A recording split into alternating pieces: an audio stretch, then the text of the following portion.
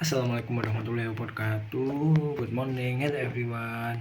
Let me introduce myself. My name is Muhammad Radit Adiansa, NNP 1011, and then I'm from Safety Engineering T. I will to describe is a pen. A pen is a writing tool. This tip is a small rotating ball to control the release of ink stored in cylinder volume.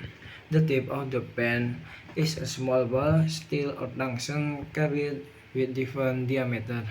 The diameter of the ball affects of the thickness of the writing on the paper.